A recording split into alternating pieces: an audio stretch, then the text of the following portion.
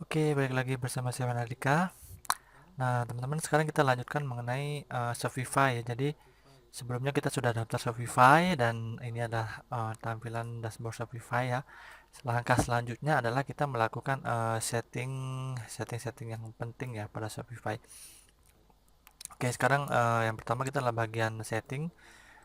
Di sini ada beberapa hal yang harus teman-teman setting ya. Ada general, payment, checkout, shipping, tax dan segala macam. Jadi ini harus teman-teman isi. Oke, jadi yang pertama adalah store name. Ini kalau teman-teman mau ganti bisa. Jewelry update ini bisa diganti. Account email ini boleh diganti, boleh nggak ya? Kalau customer email ini saran saya tuh diganti.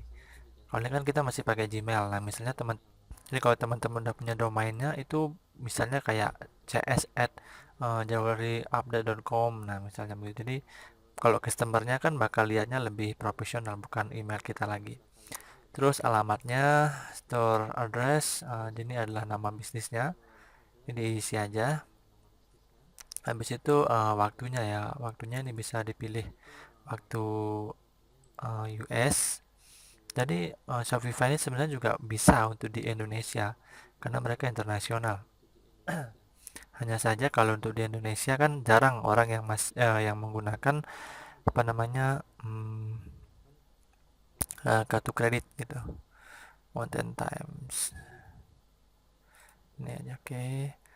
Ini satuannya ya, satuannya bisa pakai pound atau ounce.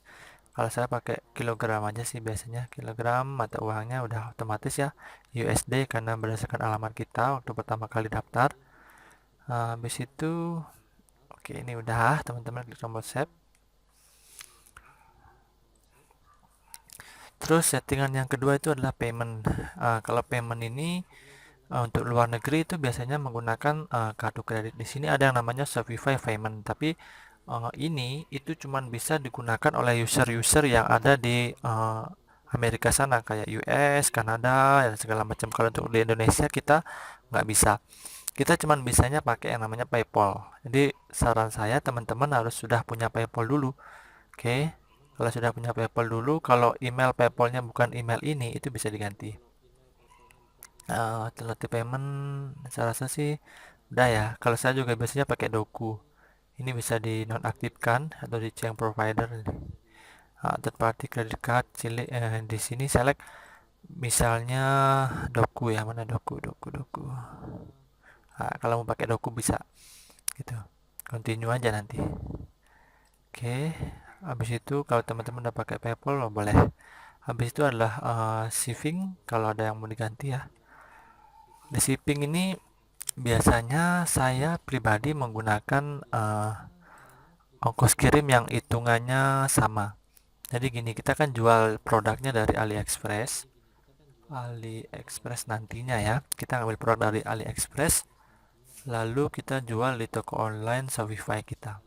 Dan rata-rata produk di AliExpress ini itu mereka menggunakan free shipping gitu. Jadi ongkos kirimnya gratis. Nah, kalau untuk ongkos kirim di sini itu saya menggunakan ongkos kirimnya standar.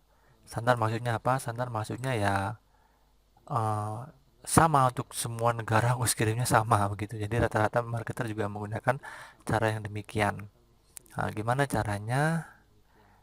Uh, Ntar ya, ini nggak bisa ini. Harus dipilih add country dulu. Ini emang nggak boleh kosong ya. Rest of Oke, pilih Kanada aja add. Habis itu save. Biasanya saving habis itu masuk ke bagian ini ya, add shipping zone, edit nih domestiknya diedit.